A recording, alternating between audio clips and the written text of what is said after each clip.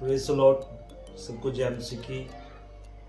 आज हम वार्तालाप कर रहे थे कि कौन कितना बाइबल पढ़ता है और कितनी बाइबल पढ़ चुके हैं। पुराना नियम, नया नियम, बाइबल में 66 किताबें हैं और मैं मेरी पत्नी हम आज डिस्कस कर रहे थे कि हम बाइबल को किस तरीके से लेते हैं अपने जीवन के अंदर। दोस्तों, ये मेरी बाइबल है और मैंने ये निशान, आप देख सकते हैं, निशान लगाए हुए हैं। और ये निशान जैसे आप देखेंगे भी, निशान कैसे किस तरीके से ये मैंने लगाए हैं। और मैं बाइबल से मैं कितना प्यार करता हूँ, ये चीज़ आज हम सीखेंगे। दोस्तों, आप बाइबल रखते होंगे 5,000 रुपये वाली, और रखते होंगे आप 7,000 वाली, 12,000 रुपये वाली, या इससे भी महंगी बाइबल रखते होंगे। लेकिन मैं आपको पूछना चाहता हूँ कि आप बाइबल मॉर्निंग में, आफ्टरनून में या इवनिंग में कितना समय पढ़ते हैं और कितने चैप्टर या हाफ चैप्टर, कितना चैप्टर पढ़ते हैं।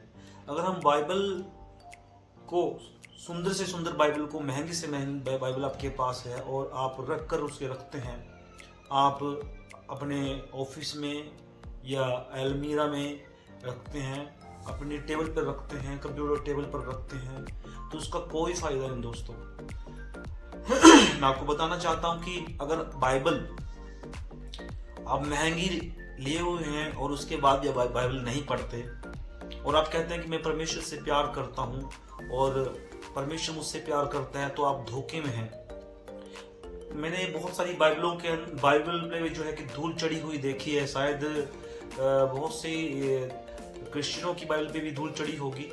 और उस बाइबल का मतलब ये नहीं है कि आप बाइबल आपने ले ली और बाइबल लेने के बाद आप बाइबल पढ़ नहीं रहे और बाइबल पे धूल जमी हुई है और अपने आप को आप कहते हैं कि बहुत बड़े क्रिश्चियन हैं और बहुत बड़े एक प्रभु के मानने वाले हैं।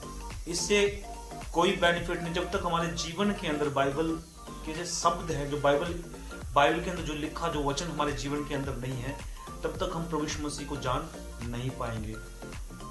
हम प्रभु से पूछते हैं, यीशु मसीह से हम पूछते हैं। फॉर एग्जाम्पल, मैं अपनी वाइफ से पूछ रहा था कि आपने बाइबल में कोई भी आयत याद हो तो मुझे बताइए। तो इनको कोई जो बाइबल की आयतें हैं जो है, हो सकता है इनको याद ना हो, लेकिन हम एक महंगी बाइबल रख कर, और आप ऑफिस में रखते हैं, आप अपनी अलमीरा में रखते हैं, तो उसका बेनिफिट मुझे बताइए क्या है। अगर आप बाइबल नहीं पढ़ते और बाइबल का ज्ञान नहीं है, तो भैया आप धोखे में हैं कि आप स्वर्ग में जाएंगे और एक अच्छे सेवक होंगे, एक अच्छे विश्वासी होंगे। जब तक हमारे जीवन में प्रभु का वचन नहीं है और हम अच्छे तरीके से बाइबल को नहीं पढ़ते, सुबह के वक्त और दोपहर के वक्त, हो सकता है दोपहर के वक्त आपके पास टाइम ना हो, लेकिन सुबह और शाम को बाइबल जरूर पढ़ें। मैं अभी बाइबल पढ़ रहा था, अभी टाइम हुआ है जो है कि 9:55। मैं बाइबल पढ़ रहा था, निशान लगा रहा था। फिर से मैं आपको बता रहा हूँ, बाइबल में निशान लगा रहा था। मैं बाइबल में निशान लगाते वक्त मैंने जो है कि बाइबल में सीखा, परमेश्वर का वचन पढ़ रहा था। मती उसका 7 अध्याय पढ़ रहा था मैं। स्वर्गीय धन के बारे में, शरीर की ज्योति के बारे में, परमेश्वर और उसका धन मांगो तो दिया जाएगा, पेड़ जैसा पेड़ वैसा फल। तो ये सारी आयतें जो हैं मैं पढ़ रहा था मती में, और इनमें क्या लिखा है वो भी मैं जो है कि पवित्र आत्मा जो मुझे प्रकाशन दे रहे थे। मेरी पत्नी और मेरी दोनों की बात चली, और जब हमने ये चीजें देखी कि हम बाइबल से कितना प्यार करते हैं। अगर आप बाइबल से प्यार नहीं करते तो दोस्तों, इस चीज का कोई फायदा नहीं है, कोई फायदा नहीं है। क्योंकि देखो, यीशु मसीह आने वाला है और अंतिम समय में हम चल रहे हैं, अंतिम घड़ी है ये। कब यीशु मसीह आ जाए तो प्रभु आपसे पूछेगा कि आपकी मिसाल जली हुई है कि नहीं। वो भी छोड़िए, आप प्रभु नहीं पूछेगा आपसे, क्योंकि अगर आप बाइबल पढ़ते ही नहीं, आपकी मिसाल भी जली हुई नहीं है। बाइबल आपकी बुझी हुई है, उस पर धूल लगी हुई है, तो ये समझ लीजिए आपकी मिसाइल जो है वो बुझी हुई है और आप प्रभु से प्यार नहीं करते। और अगर आप बाइबल पढ़ते भी नहीं और आप कहते हैं कि नहीं, आप मानना ही नहीं चाहते कि प्रभु मैं तो आपसे बहुत प्यार करता हूँ, और फिर जो है कि आप दिखावा करते हैं, झूठ बोलते हैं, तो यीशु मसीह आपसे पूछेंगे कि कब तूने मुझे जाना। अब तू क्या जानता है मेरे बारे में। तो दोस्तों, यीशु मसीह के बारे में अगर जानना है तो बाइबल पढ़ना पड़ेगा। बाइबल ही एक ऐसा जरिया है जिसे हम यीशु मसीह के बारे में जान सकते हैं। उद्धार, छुटकारा, मुक्ति और जीवन के बारे में सिर्फ जो है कि लोग कहते हैं कि यीशु मसीह के पास जीवन है, तो वो जीवन कैसे पता लगेगा कि यीशु मसीह के पास जीवन है? ये बाइबल सिखाती है। जब हम बाइबल पढ़ते हैं ना, पतरस, यूहन्ना, लूका, मत्ती, मरकुस, लूका, ये 4 जो पुस्तकें हैं, हम इसमें सीखते हैं सुसमाचार किस प्रकार से किया जाता है और कैसे यीशु मसीह को माने, कैसे यीशु मसीह ने जो है कि प्रचार किया और कैसे यीशु मसीह ने दुख झेला और कैसे वो क्रूस पर चढ़ाए गए। ये सब बातें जो हैं हमें बाइबल सिखाती है। पतरस ने कैसे सेवकाई की, कैसे कोने का पत्थर ठहरा और कैसे यूहन्ना जो है कि यूहन्ना की गर्दन काट करके जो है कि उसकी थाली पर रख के उसकी जो है कि उसकी पत्नी को दिया।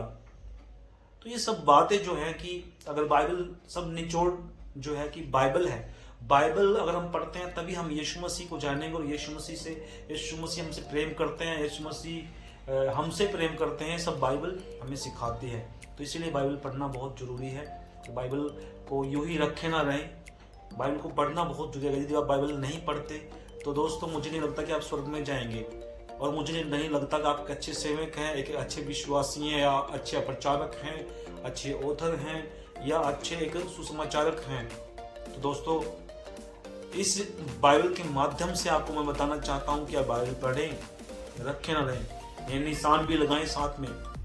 ये जो निशान है ये लगा करके जो है कि आप देख सकते हैं, हम जान सकते हैं कि हाँ बाइबल पढ़ते हैं। तो दोस्तों, बाइबल पढ़ें, परमेश्वर को जानें कि परमेश्वर आपसे कितना प्यार करता है और आप कितना परमेश्वर से प्यार करते हैं। अगर आप परमेश्वर से प्यार करते हैं तो मॉर्निंग में और इवनिंग में सोते वक्त बाइबल जरूर पढ़ें और प्रार्थना करें सोते समय, क्योंकि शैतान जब जो फाड़ खाने वाला जो समय है वो रात को ही है, और रात को ही शैतान आप पर दाव लगाए रहता है कि कब आप ऐसी गलती करें, पाप में गिरे और कब आपको फाड़ खाऊं। तो इसीलिए बाइबल को पढ़े और परमेश्वर से प्रार्थना करें कि मुझे शुद्ध बुद्धि दे और प्रकाशन दे, रेवलेशन दे पवित्र आत्मा के द्वारा, ताकि हम और ज़्यादा बाइबल को पढ़ सके, प्रार्थना कर सके, अपने जीवन में आशीषों को प्राप्त कर सके।